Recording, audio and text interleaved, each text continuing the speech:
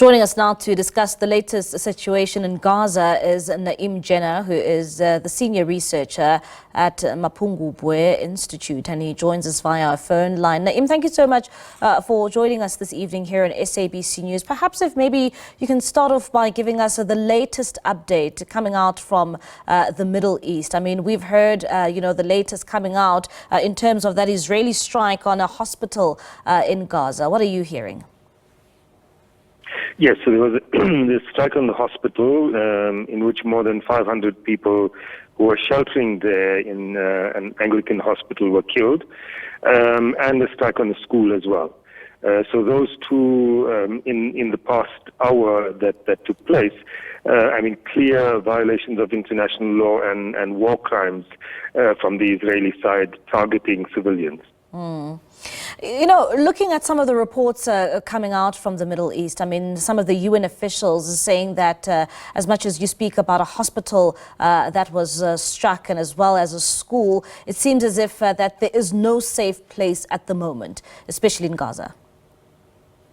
Well, absolutely. I mean, for one thing, Gaza as a whole is 360 square kilometers. It's a small piece of territory that houses 2.3 million people, more than half of whom are refugees after having been kicked out of their homes decades ago by the Israelis.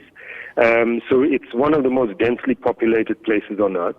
A large number, hundreds of thousands of those people in the past few days have been forced to move by Israel, making the area that they moved into even more densely populated than it was. So all of that already were war crimes. I mean, Gaza is under occupation by Israel, and occupying power. It's illegal for an occupying power to force the relocation of an occupied people. And then the onslaught on Gaza over the past week, where more people were killed in the first 7 days of Israel's attack on Gaza than were killed in 51 days in 2014 when they attacked Gaza. And then I guess the kind of cherry on the top, really, is this attack against the hospital. So in such a densely populated area, there's already nowhere that people can hide. In one of the previous onslaughts on Gaza, an Israeli spokesperson spoke about it being like shooting fish in a barrel. So there's nowhere to hide, but one would assume that the hospital grounds are protected by international law and, by any sane and decent human being. Yet 5,000 people that were sheltering in this hospital were bombed, and more than 500 of them killed. So yes, there's no safe place in Gaza. And overall, do you have maybe an immediate, update when it comes to how many people have been killed at this moment as we speak, and, those who have been injured? I know that we speak of these two places, of course, that is the hospital in Gaza as well as the school that was struck. Do we know immediately, in terms of the numbers, where it stands at the moment?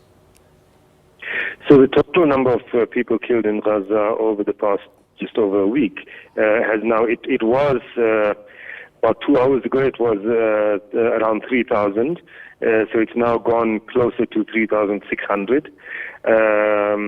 Thousands injured, 1,000 people still buried under the rubble. So that, potentially could increase the death toll by another 1,000.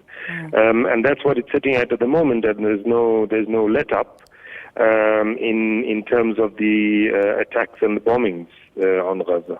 And when it comes to humanitarian aid, I mean, I understand that, with the reports coming out from Gaza is that there's no electricity, there's no water, there's no access, to some hospitals as well. What would you say is the immediate need of those who are in Gaza at the moment?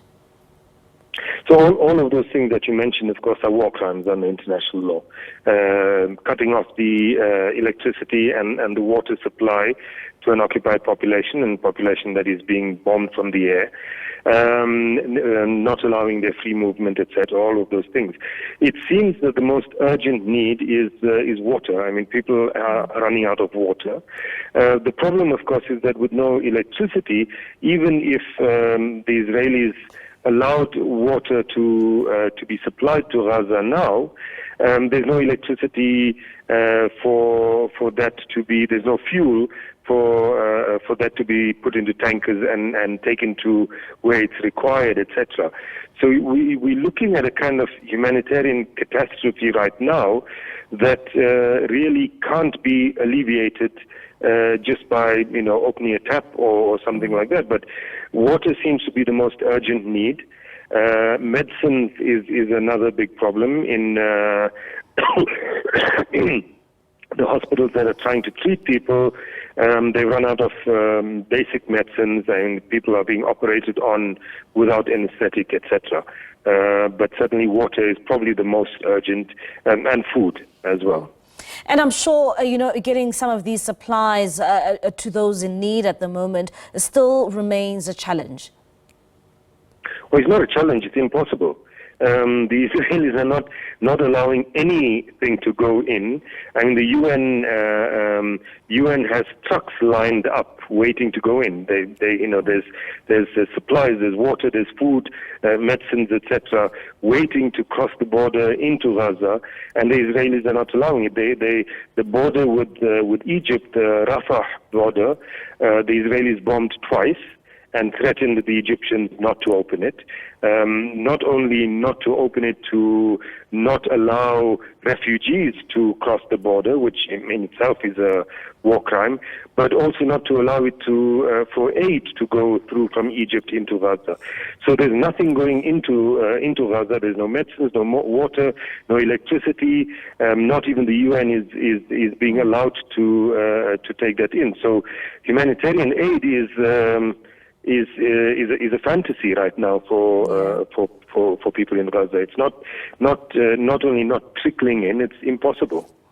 And Naeem, before we conclude our conversation, perhaps if you would also just comment on the visit by US President Joe Biden. We understand that he will be going to the Middle East. What do you make of his visit, especially during this time?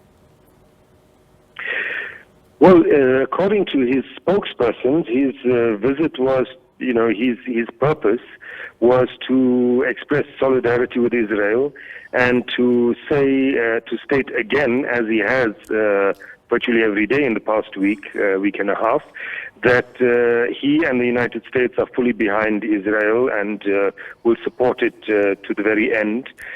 He pledged $8 billion extra military aid to Israel, one of the most militarily, technologically advanced countries in the world, which already receives $3.5 billion in military aid a year from the United States. He pledged an additional $8 billion. He sent 2 carrier groups to the Eastern Mediterranean.